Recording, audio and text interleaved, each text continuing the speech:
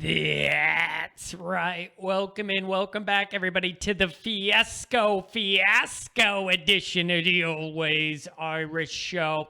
As always, you can find the program on YouTube. Do hit subscribe if you haven't yet. I'd appreciate that. Give the video a thumbs up if you approve of the content upon its completion. I'd appreciate that as well. Hit the notifications bar in the corner. It'll alert you every time a new Always Irish episode drops so you don't miss anything. Twitter, search bar, Always Irish, or at JKCND4. Emails, alwaysirishnd@gmail.com. Always Irish Radio, 312-988-15. All right. Here we go. Couple days have gone by. I did my show yesterday with the 10 reasons of things you could blame that are all applicable for what happened in this ball game. Okay? I went over that. I did it. A list of 10 things in play. They all apply. You could blame all of them. Assign different percentages all you want. Now that I'm sitting back thinking a little bit more about this dynamic and how unique it was, the position we were in with two eras overlapping, I've come to some conclusions, and some of them I don't think some of you are going to like, but that's never stopped me before. So I'm going to go over it how I see it. You could agree, you could disagree, I don't care. But we're going to talk it out. I've come to some tough realizations with all this the last few days.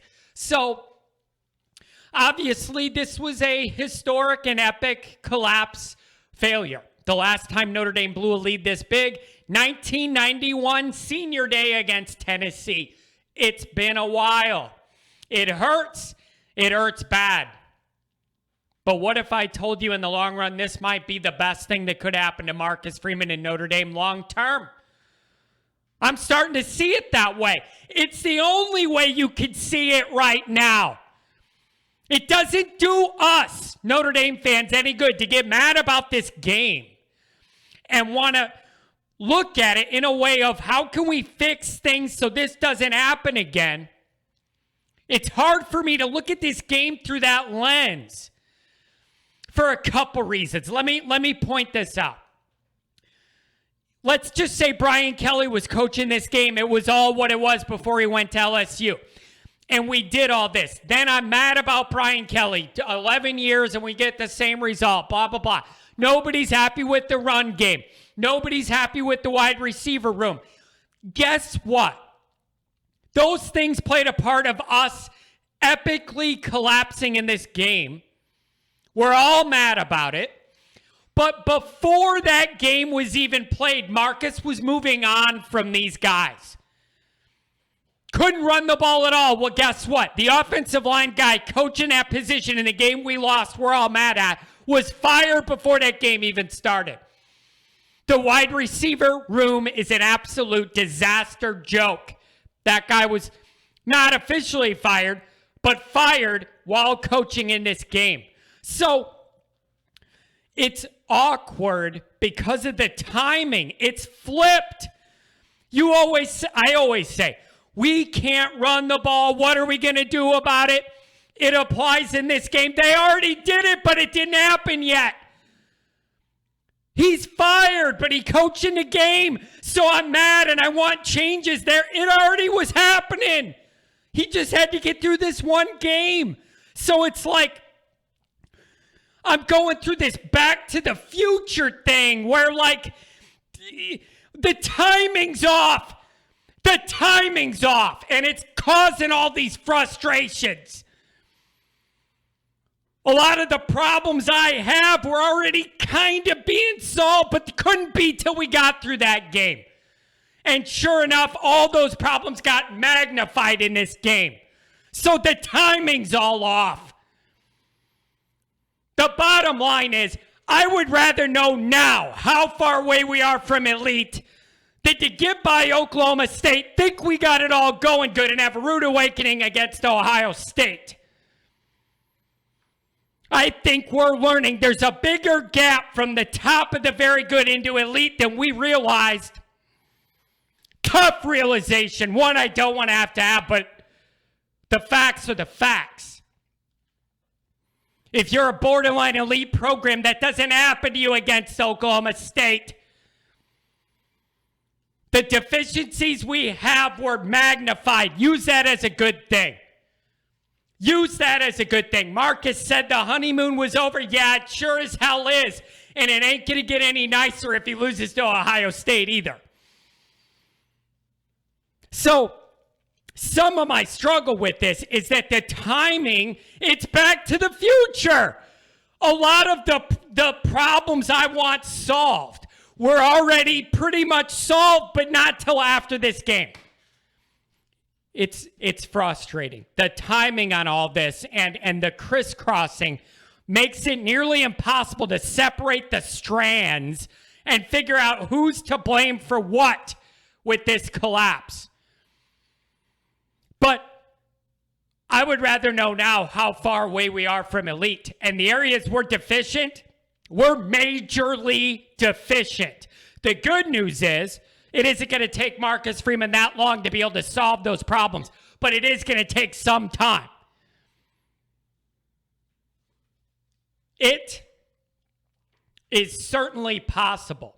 Marcus Freeman could lose his first 2 games as head coach at Notre Dame, and I'll still be in love with them. Still swear it's the right move. He could go 0-2, and I'm still going to think that. Too many people expected Marcus Freeman to undo 11 years in 1 month. That is not possible. It's unrealistic for you to think that. All on social media, I saw people saying, Marcus is the head coach. This is on his ledger. Yes and no. Yes and no. It isn't that clear cut. It's never okay to collapse and blow a lead like this. Never. Regardless of who's coaching. But who are you really mad at after this game? And more importantly, what are the solutions to the problems that caused us to have this collapse? Are you mad at Marcus Freeman because Kane Madden blocks like John Madden in his current form? Are you mad at Freeman that the O-line can't run block? He already fired the guy. He just had to coach this last game. How can you be mad at Freeman for that? He fired the guy, but he had to coach one more game. He already did what I needed him to do to solve that problem. You just haven't seen it yet. Are you mad at Marcus Freeman? We had 3 scholarship wide receivers able to play in this game. How is that his fault? 3. The prestigious, historic University of Notre Dame had 3 wide receivers that could play in this game. Is that a Freeman problem? Are you mad at Freeman that we have 0 secondary depth and no linebackers that can cover passing routes at all? Are all of those Marcus Freeman's fault? I'm sick of hearing, John, I thought he was your savior. It's 1 game, and he's dealing with all the problems the other guy created. Get a grip. Get a grip. Are all those things Marcus's fault? You can't undo 11 years in 1 month. Now, John, I've been catching a lot of this too. John, you need to hold Marcus to the same standards you did BK. I am and I will. So check back with me in 4 to 5 years when every player and every coach is a Marcus Freeman selected guy. That's driving me crazy, John. You're not holding Marcus to the same standard of Kelly. I need a body of work with his coaches and his recruited players to be able to make a judgment. Doing it after 1 game, you're an idiot. It doesn't work that way. Yeah, make no mistake about it. We got out-coached badly, but it's complicated. Everything that went into this game is complicated. You can't look at it as a loss, just like every other loss. Too many unique circumstances all wrapped together to be able to do that and feel like it's fair. The list of the 10 factors I went over yesterday, they all hold true. It was a combo of all the bad stuff, all magnified right in the mirror all at once. The roster's in flux. The coaches are in flux.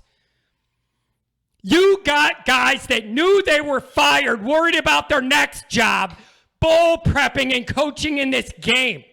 That's not how this normally goes. So this is a big wake-up call of how far there is to go. The only way I think you could look at it is call this the end of the BK era, and next year's the beginning of the Freeman era. Take the lessons learned, but I cannot philosophically look at this ball game the same way with Marcus Freeman as I would if it was Brian Kelly and we got the same result. One thing is, you wouldn't have gotten the same result. Kelly would have never let him throw it around in the first half to build the lead we had, to blow the lead we had. So you wouldn't have been in that position with Kelly.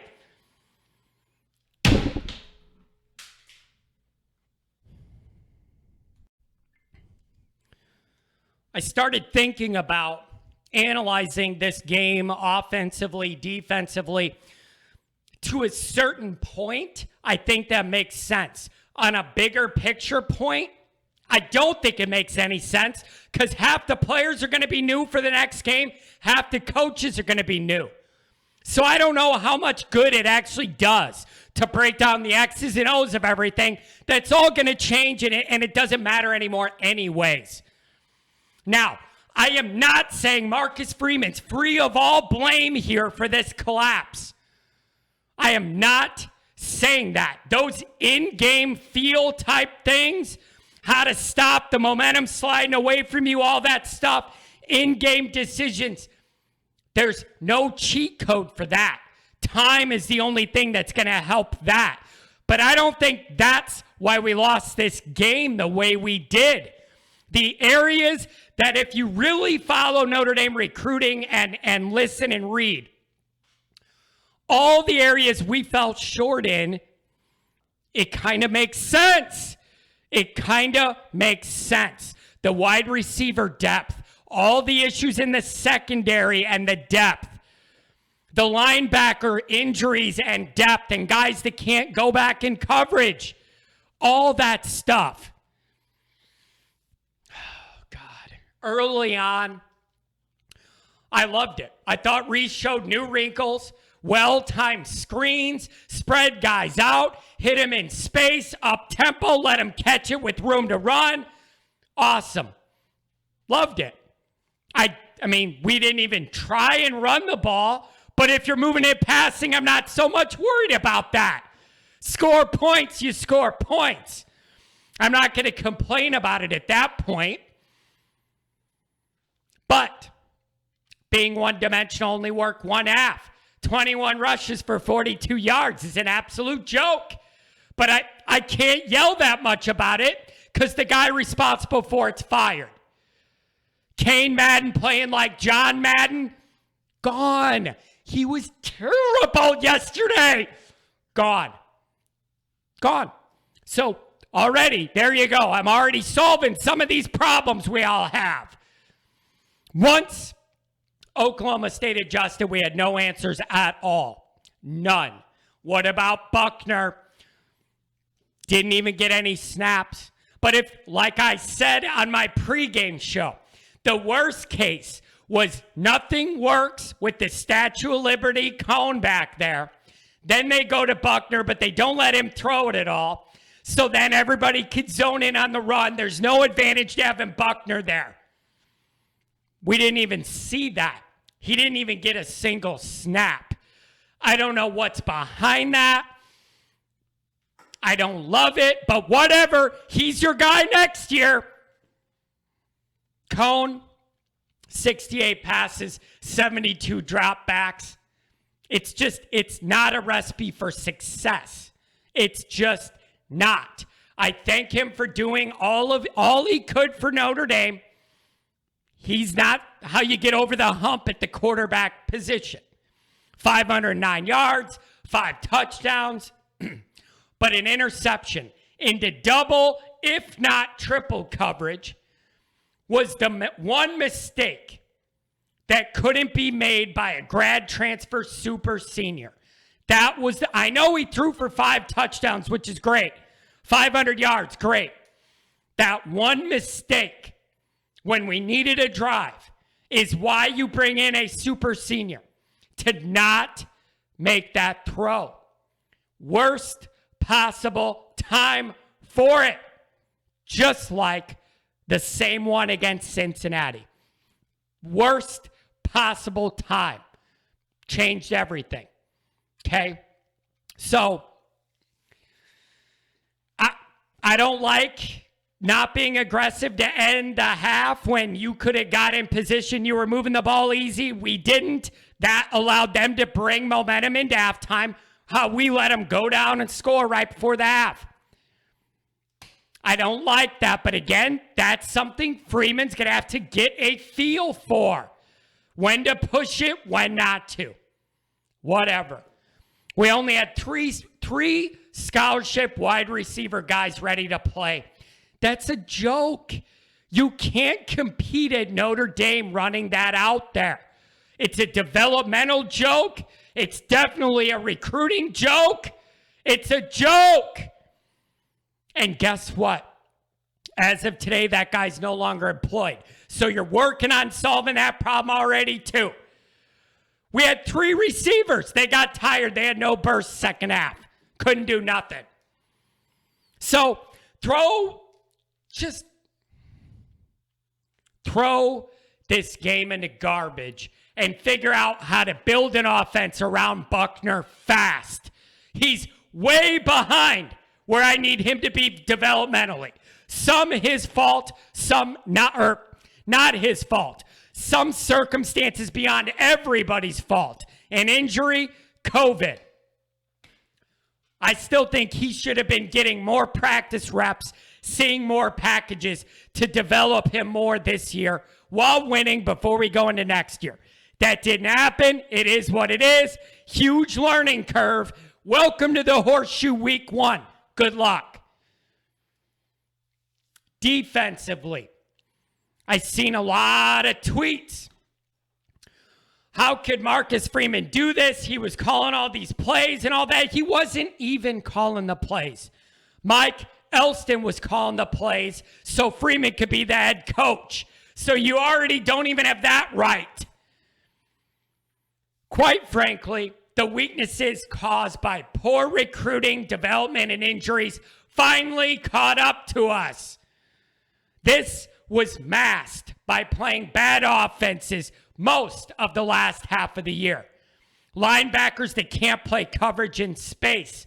A secondary that has no depth at all. I saw a tweet that made me laugh and cry. And it said, Gary Gray thought Clarence Lewis had a bad game. If you're in my age range, that is hilarious and depressing at the exact same time, if you get the essence of what that tweet means. The second half was a slow bleed out to the death. We were running in space, gassed. It looked like our guys were running in quicksand. Here's something you could blame Freeman for. Tackling wasn't crisp. Totally unacceptable tackling effort. I think I read one of their guys caused 7 or 9 missed tackles, something like that. I talked about it. Whenever you have a bye game or a big layoff a month, I'm always worried about crispness of tackling. Atrocious job. Atrocious. This Oklahoma State team was 5th in the Big 12 in offense. We made them look like Tom Brady out there. Sanders, 371 passing, 4 touchdowns. But what bothered me the most, 125 on the ground. The theme to this game that we could take with us is disturbing. Poor and or no adjustments were made on either side of the ball. The quarterback was running it. That started to become a problem. I didn't see a plan to contain that. I didn't see a spy. All the weak areas of this program were exposed. Now, that's a positive. I have to look at it that way. I'd rather know now than have that rude awakening in Columbus. Special teams. Here's the thing, guys. If we make that field goal, we win the game. The tone of this is all different. People let these kickers get away with murder. There was so much moving parts in this game. Some people are forgetting. If we make that field goal, we win the game. And if that field goal was at the end of the game and the kid misses a 41-yarder, everybody's hammering, focusing on it. Since it was earlier in the game, some people must have forgot. Make the kick, win the game. Framing of all this is different. Momentum, everything. I complain about special teams all the time. You're getting a new special teams coach coming from Cincinnati. So a lot of the things that were specific problems in this game are already being worked on a day and a half later. That's good. So what do we do now? Now what? Count this as the end of the BK era and not the beginning of the Freeman era for multiple reasons. Staff in flux, players in flux. Use the magnifying glass this game offered to inform you to make your staff decisions and personnel player decisions. First, let Marcus get a staff in there that he's picking, he wants, he has confidence in, he's comfortable in. That's number one. Number two, get out there recruiting. This game showed everybody the areas that need to be focused on more. Marcus sees that. Get out on the road as soon as you can. Next, you got to build out an offense for Buckner and how to make it look good real fast. The hardest part of all this is the in-game stuff. Those decisions, those adjustments. Do you go aggressive at the end of the half, try and get points, or no? Those all just have to be learned in time. There's no way to cheat that. So you're going to have a little patience with the in-game stuff with the new coach. It's very possible. He starts out 0-2, and I'm still a 100% believer. For all of the hold Freeman to the same standards as Kelly people, I'm happy to do so. Let's reconnect in 4 to 5 years, and we'll see where we're at. When there is no Brian Kelly fingerprints on the players or the coaches, then let's talk about how Marcus is doing. Break that big game bowl losing streak in a playoff game.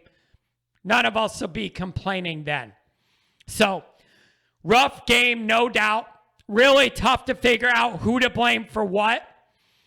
We know where we need to get better. The good news is, know that is already happening today.